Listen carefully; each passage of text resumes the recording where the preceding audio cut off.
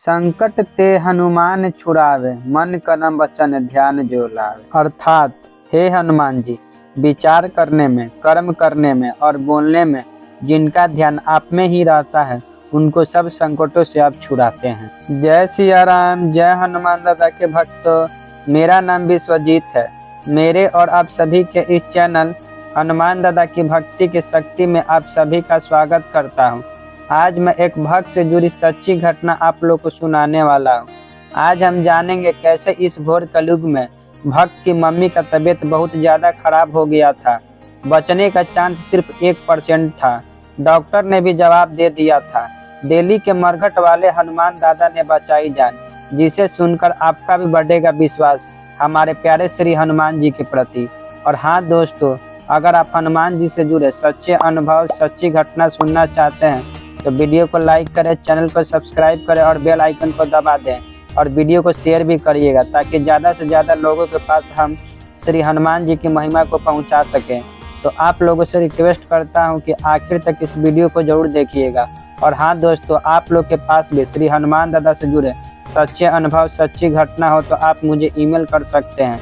मेरा email ID vk856972@gmail.com है। Share जरूर करिएगा। तो आइए जानते हैं क्या हुआ था इस भक्त के साथ। जय सीताराम, जय हनुमान जी भक्तों। मेरा नाम तनु है और मैं दिल्ली के रहने वाली हूँ। बात 16 अक्टूबर 2018 की है। उस दिन मेरी मम्मी का तबीयत अचानक बहुत ज़्यादा बिगड़ गई। पिछले कुछ दिनों से उन्हें बुखार था, पर 16 अक्टूबर मंगलवार के दिन को उनकी तबीयत बहुत ज़्यादा खराब हो गई थी और उन्हें हम दिल्ली के सफदरजंग हॉस्पिटल में ले गए।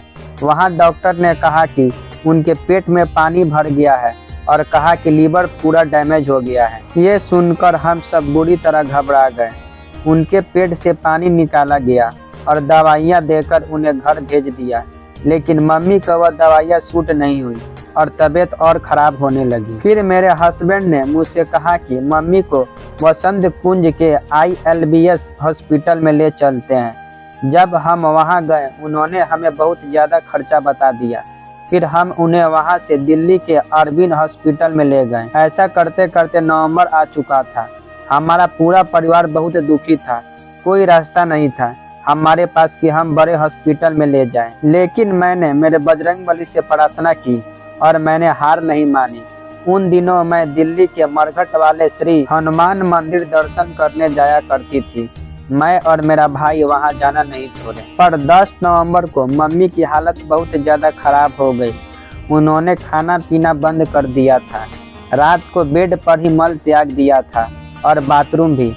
हम बहुत डर गए और सुबह होते ही उनको श्री हनुमान जी का नाम लेकर उसी हॉस्पिटल में गए जहाँ का खर्चा दिन का 1 लाख बताया गया था। बस श्री हनुमान जी के भरोसे हम वहाँ गए और वहाँ जाते ही मेरी मम्मी को एडमिट कर लिया और कहा कि बचने का चांस सिर्फ 5% है और उनको वेंटिलेटर पर शिफ्ट कर दिया गया। मेरा रो रो कर बुरा हाल हो गया था और मेरे छोटे भाई और पापा का भी।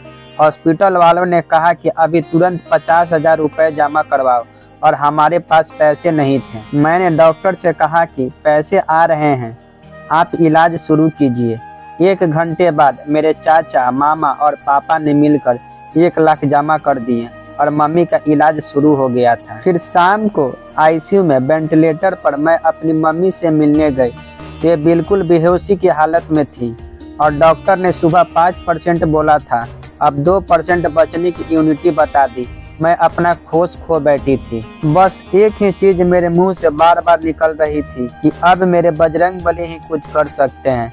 श्री हनुमान जी अगर मेरी मम्मी को 1 उंगली से भी स्पर्श भी करेंगे तो वह ठीक हो जाएगी। मैं रोए जा रही थी, मुझे उल्टियाँ हो रही थी। पापा मौन हो गए थे, बहुत परेशान थे, लेकिन मैंने हार नहीं मानी। मैंने श्री हनुमान जी के बजरंग बाण का पाठ और हनुमान अष्टक का पाठ करना शुरू कर दिया। मैं डेली सुबह उठकर सूरज देव को प्रणाम करके श्री हनुमान जी के पाठ नियमित किए जा रही थी। साथ में मेरे पापा भी सुनते थे। मैं फोन में लगातार पाठ करती थी। 3 दिन हो गए, लेकिन मम्मी को होश नहीं आया और डॉक्टर्स ने कहा कि वे कुछ नहीं कह सकते कि होश कब आएगा, क्योंकि बॉडी में एसिड फैल चुका था। और उन्होंने ये भी कहा कि मम्मी कोमा में भी जा सकती हैं और लीवर ट्रांसप्लांट भी करना होगा। लेकिन मैंने हार नहीं मानी और मैं वसंत कुंज मरघट वाले हनुमान जी के मंदिर और साइकिल मार्केट वाले हनुमान जी के मंदिर गई और बाबा के आगे बहुत रोई और बोली, बाबा इतनी परीक्षा मत लीजिए, मेरी मम्मी को कल तक होश न आया तो मैं अपनी जान दे दूंगी। और उसके अगले दिन ही मेरी मम्मी को होश आया और डॉक्टर बोले कि यह तो एक बहुत बड़ा चमत्कार हो गया। जब भी सुबह डेली डॉक्टर्स रूम में जाते थे, उससे पहले मैं राम नाम का 108 बार जाप करती थी। और हाँ, मेरी मम्मी का लीवर ट्रांसप्लांट से भी बच गया। इसी तरह मेरी मम्मी पूरे 1.5 महीने हॉस्पिटल में सही होकर श्री हनुमान जी की कृपा से घर आ गई। और उसके बाद इस साल मुझे बेटा हुआ और मैंने उसका नाम हनु रखा है। मुझे मेरे बजरंग बली पर बहुत विश्वास है।